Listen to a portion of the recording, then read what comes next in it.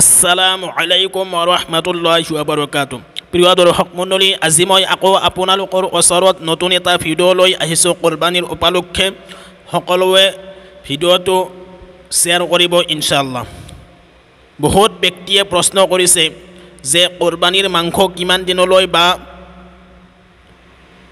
দিনলৈ ৰাখিব পাৰি বা খাব পাৰি। কিছুমানে কয় 3 দিন বা মহৰমৰ মাহৰ আগতে শেষ কৰিব লাগে। এয়া সঁচানে মিছা?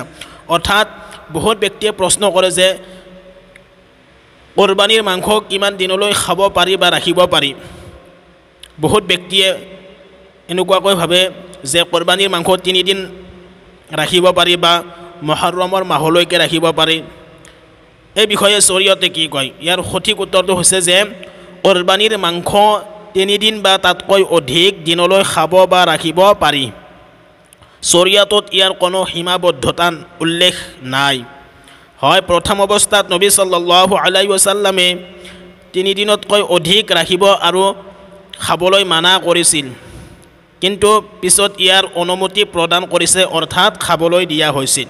হাদিছ শৰীফত আছে, হযৰত সুলাইমান বিন বুৰাইদাহ ৰাদিয়াল্লাহু তাআলা আনহুৱে তেওঁৰ পিতৃৰ পৰা বৰ্ণনা কৰিছে, নবী সাল্লাল্লাহু আলাইহি ওয়াসাল্লামে কৈছে, মই তোমালোকক কুৰবানীৰ মাংস 3 দিনতকৈ অধিক ৰাখিব মানা কৰিছিলোঁ, কিয়নো যাতে ধনীৰ পৰা দুখীয়াৰ মুনাফা হয়।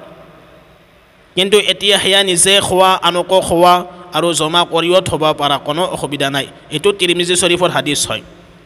ফতৱা আলমগিৰিত আছে, অৰ্থাৎ কুৰবানীৰ সমস্ত মাংস নিজৰ বাবে 3 দিনতকৈ বেছি ৰখাত কোনো অসুবিধা নাই। গোটেই বছৰ খাব বা ৰাখিব পাৰি, কিন্তু সদকা কৰি দিয়া আৰু আনক খুওৱা বহুত বেছি উত্তম। ইয়াৰ উপৰি যদি কুৰবানী কৰোঁতা অভাৱগ্ৰস্ত ডাঙৰ পৰিয়ালৰ গৰাকী হয়, তেনে ক্ষেত্ৰত সমস্ত মাংস পৰিয়ালৰ বাবে ৰখা আৰু তাৰ দ্বাৰা সিহঁতক সহায় কৰা উত্তম। এতিয়া আমি বুজিব পাৰিলোঁ যে যিসকল ব্যক্তিয়ে কুৰবানী কৰে, ইনশাআল্লাহ তেওঁলোকে গোটেই বছৰ ৰাখিব পাৰি বা খাব পাৰি, তাত কোনো অসুবিধা নাই। প্ৰথম অৱস্থাত মানা কৰিছিলে, কিয়নো যাতে দুখীয়াসকলৰ সুবিধা হয়, কাৰণ কোনোবাই যদি ৰাখি থৈ দিয়ে তেনেহ'লে দুখীয়াবিলাকে খাব নাপাব, সেইকাৰণে মানা কৰিছিলে নবী সাল্লাল্লাহু আলাইহি ওয়াসাল্লাম।